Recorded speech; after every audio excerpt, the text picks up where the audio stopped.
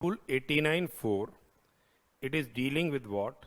Refund in case of zero rated supplies. Rule 89.4 is containing the provisions relating to refund in case of what? The zero rated supplies. Now, how the refund will be granted in case of zero rated supplies? The provisions are there in Rule 89.4. That is what? When you will be entitled for refund of the input tax credit. So here, in case of zero rated supply of goods or service or both, without payment of tax, you must remember the same is without payment of tax. Under bond or LUT, the goods or services have been exported. It's goods or services have been exported without payment of tax under bond or LUT in accordance with the provisions of section 16(3) of the IGST Act 2017. The goods or services have been exported under bond or LUT in accordance with the provisions of section 16(3) of the IGST Act 2017. Refund of input tax credit shall be granted as per the following formula. We will be entitled for refund. Now, what is the basic formula for refund? Refund of input tax credit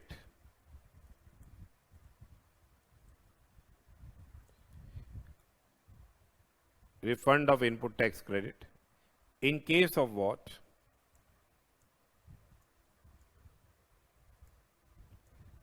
Zero rated. In case of zero rated supply of goods or services or both, how you will be entitled for the refund? So here, this is a maximum amount of refund admissible. What is the maximum amount of refund admissible? So it is dealing with a situation which is providing you a formula. This can be what? The maximum amount of refund. That is kya? Turnover of zero rated supply of goods during the relevant period,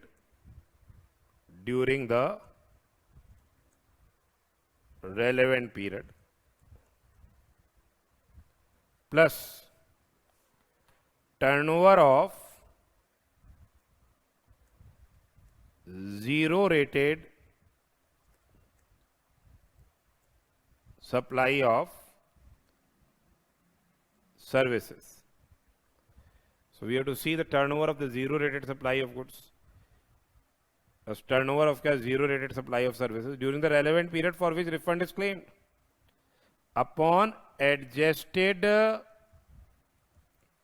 total turnover, this is all calculated for the relevant period, into what? Into kya? Into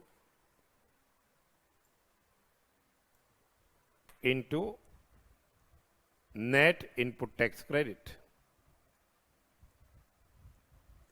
Net input tax credit. So how you will be working?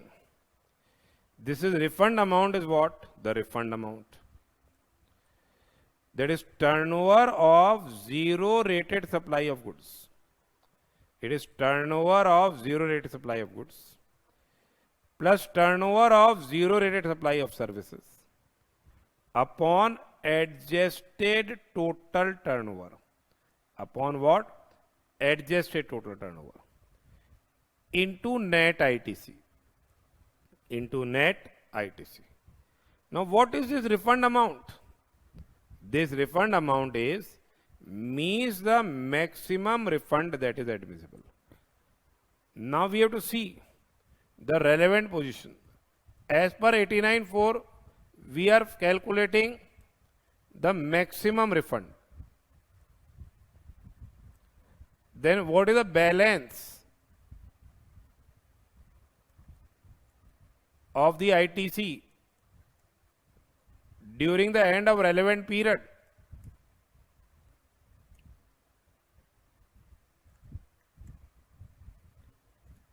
And the balance of ITC at a time of making the application. Because this amount is to be debited where? In the electronic credit ledger, whichever amount of refund has been claimed. So in this case, what is the least amount basically? You will be entitled for the refund of that. So this formula is giving you what? The maximum amount of refund. So what is refund amount? That means the maximum refund that is admissible. Now what net ITC means? Here, what net ITC means? What do you mean by what? Net ITC.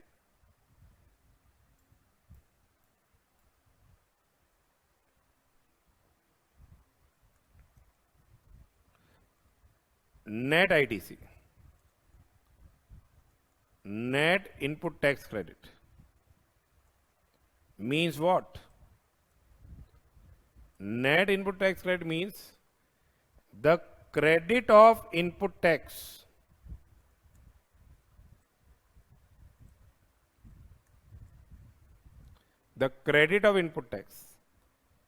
availed on inputs and input services, availed on input and input services during the relevant period,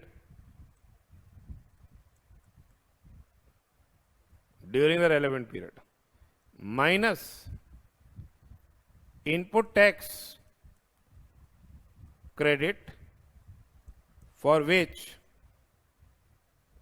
refund is claimed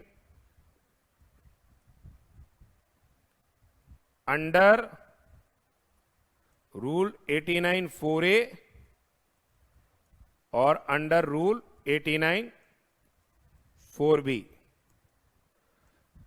of the CGST rules 2017. So here net ITC basically means what? The input tax credit availed on input and input services during the relevant period other than input tax credit availed for which refund has been claimed under 89.4A or 89.4B. So 89.4A and 89.4B are dealing with the situations in relation to what? The deemed exports or say penalty based sale. So there, if the supplier is entitled to claim the refund, then the recipient won't be entitled to claim the refund that has been provided in 89.4A and 4B. So in the question it will be specifically provided that this much amount of refund has been claimed under 89.4A or 89.4B. Then next is turnover of zero rated supply of goods. Now they have amended the meaning of what? Turnover of zero rated supply of goods. And the amendment has been made effective from 23rd of March 2020. Now what this says, turnover of zero rated supply of goods means the value of zero rated supply of goods made during the relevant period without payment of tax under bond or LUT. What they are saying, turnover of zero rated supply of goods, turnover of zero rated supply of goods, turnover of zero rated supply of goods. What it means? Means the value of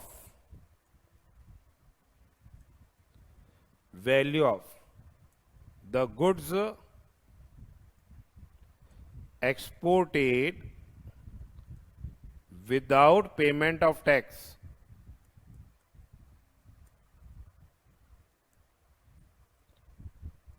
Under bond or LUT. Under bond or LUT. The value of goods which is exported without payment of tax under bond or LUT, or they are saying now this value, or if supplier has supplied like goods in the domestic market, or other supplier supplies the goods in domestic market and the information is provided by the supplier, then 1.5 times of that value. That is what? Or value which is 1.5 times of the value of like goods, domestically supplied by the same supplier or similarly placed supplier, or what? 1.5 times of the value of like goods. 1.5 times of the value of what? The like goods. Domestically supplied by the same supplier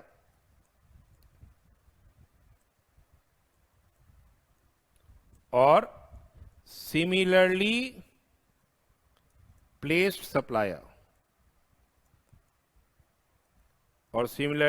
supplier, whichever is less. Here, whichever is less.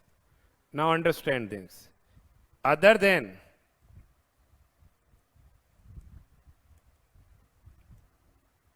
supplies, in respect of which, other than what? The turnover of supplies in respect of which refund is claimed under 89(4)(a) or under rule 89(4)(b), under 89(4)(a) or 4b. Now in this case, if the value of goods, say, declared by the exporter, कि भाई this is the export value is 5 lakh rupees, and the value of domestically supplied goods is, say, 3 lakh rupees. So 3 lakh into 1.5 times, yani 4,50,000. So now they are considering what? Ki whatever is your domestically supplied goods value, identical goods value, or similarly say placed supplier value as declared by the supplier, the export value cannot exceed what? 1.5 times. So this restriction has been placed. So it is 5 lakh rupees or 4,50,000, which is lower. What is lower? 450. So here 4,50,000 will be considered. And in case if it is 4 lakh rupees, the value of the domestically supplied goods is 4 lakh rupees. So 1.5 times of 4 lakhs works out to be 6 lakh rupees.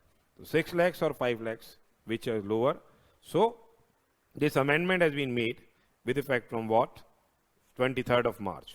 So what they are saying is, turnover of zero rated supply of goods means the value of zero rated supply of goods made during the relevant period without payment of tax under bond or LUT, or the value which is 1.5 times of the value of like goods domestically supplied by the same or similarly placed supplier as declared by the supplier, whichever is, say, less, other than turnover of supplies in respect of which refund is claimed under 89(4)(a) or 4b or both.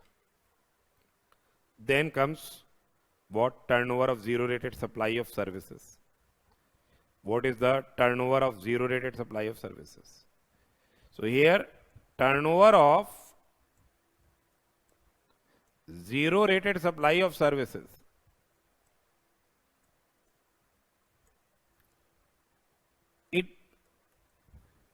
it is basically, fundamentally, it is on the basis of the payments received. That is what? Payments received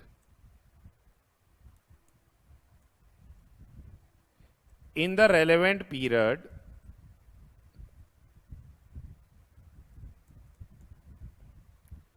in respect of export of services. Payment received in the relevant period in respect of export of services supplied without payment of tax,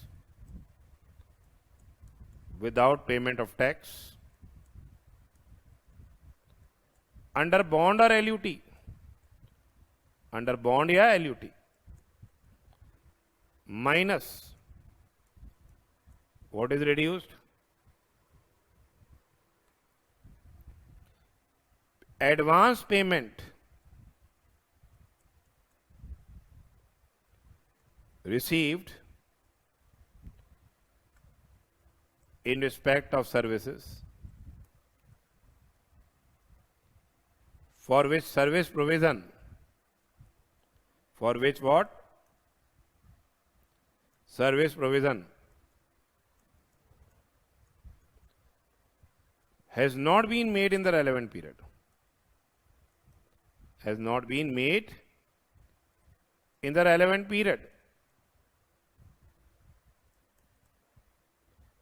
Say if you have received any advance payment, that will be reduced, plus payments received in the preceding period. Payments received in the preceding period. Payments which have been received in the preceding period, for which, say, service supply has been effected in the relevant period. For which service supply has been effected in the relevant period. So what is basically the turnover of zero rated supply of service? Turnover of zero rated supply of service means the value of zero rated supply of services. Value of zero rated supply of services made without payment of tax under bond or LUT, which is made without payment of tax under bond or LUT, calculated in the following manner, namely. Calculated in what? Following manner, namely. What it is? Zero rated supply of service is the aggregate of the payments received during the relevant period for which zero rated supply of services. So whatever payments have been received during the relevant period for zero rated supply of services, and zero rated supply of services where supply has been completed for which payment has been received in advance in any period prior to the relevant period. So if you have received any advance payment and service provision has been completed during this period, that will be added. Reduced by what? Advances received for zero rated supply of services for which supply of service has not been completed during the relevant period. So say if you have received 50 lakh rupees during the relevant period, if you have received what? 50 lakhs during the relevant period, out of which 4,50,000 has been received as advance. The service supply has not been completed. And in the preceding period, you have received 5,50,000 for which service supply has been completed during this period. So in this particular circumstance, your turnover of the zero rated supplies will be what? Rupees 51 lakhs. So turnover of the zero rated supply in such a case will be rupees kya? 51 lakhs. Then what is the adjusted total turnover? What is the adjusted total turnover? Adjusted total turnover means the sum total of the value of the turnover in the state or union territory.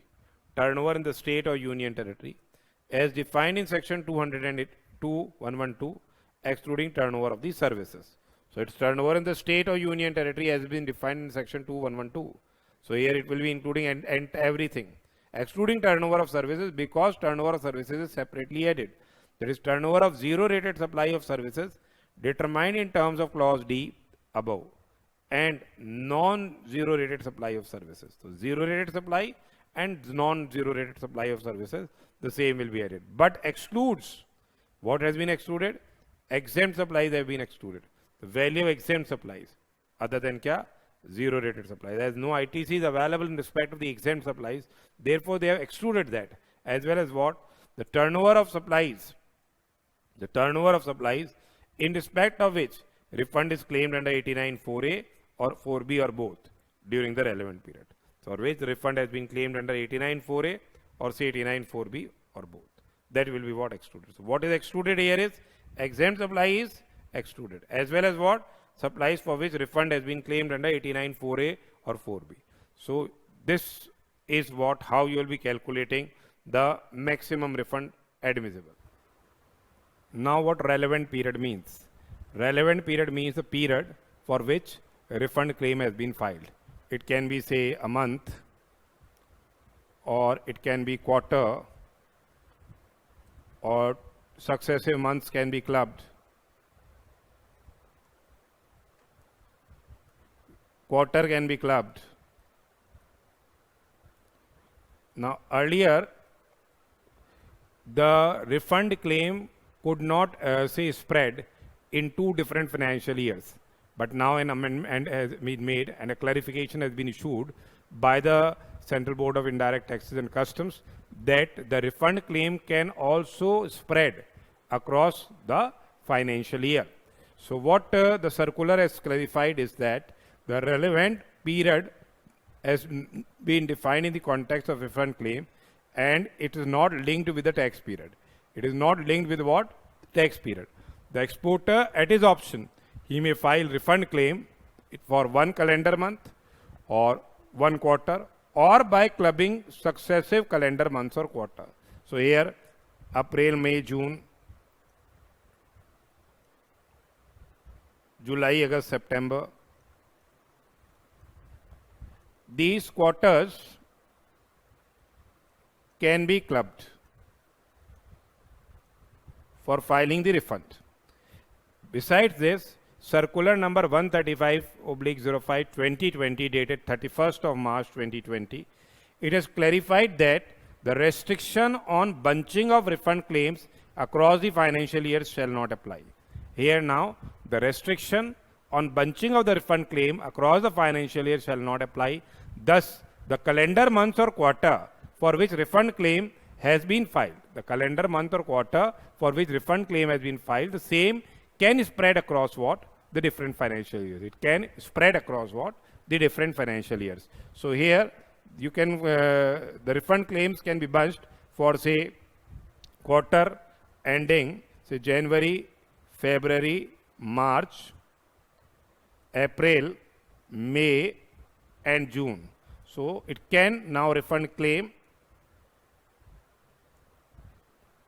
for the relevant period can spread across the different financial years. So this clarification has been issued with effect from 31st of March 2020. While filing what? The refund application, you can, this restriction will not be applicable for a financial year. It can spread across what? The different financial year. Relevant period can spread across what? The different financial year. And what is 89(4)(a)? 89(4)(a) basically it is dealing with deemed exports. And as we have seen in case of deemed exports, the supplier can claim the refund if disclaimer is received from recipient that he has not availed ITC,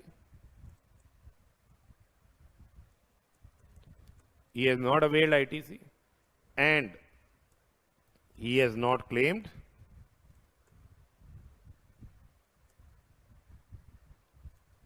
refund. So in case of supplies received on which supplier has availed the benefit, that is 89.4a, of notification number 48 oblique 2017, that is where supplier has claimed the refund of tax paid on deemed exports. Refund of ITC availed in respect of other input and input service used in making zero rated supplies or both shall be granted. So here, in case of deemed exports, if the recipient of such deemed exports have made a disclaimer that the supplier will be entitled to claim the refund, then in that particular circumstance, the exporter will be entitled for refund of the input and input services other than those for which the supplier is entitled to get the refund. And what is 89.4b? Basically, in case of supplies received on which the supplier has availed the benefit of notification number 40 oblique 2017, that is for concessional rate of tax. This is basically penultimate sale.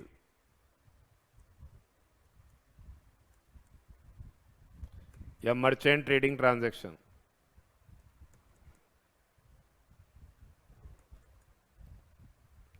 That is merchant trading transaction, where 0.1%, that is 0.05% CGST or 0.05% SGST or 0.1% IGST for supply of goods to merchant exporters for export.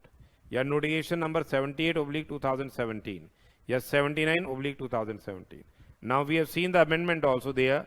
Here, if under rule 96 they have provided now, basically if you claim the benefit of these notifications 79 oblique 2017 or say 78 oblique 2017, then exports cannot be made. Exports cannot be made on payment of integrated tax. As we have discussed the same in rule 96. So now they have made an amendment there also that if you are claiming exemption from basic custom duty at the time of imports,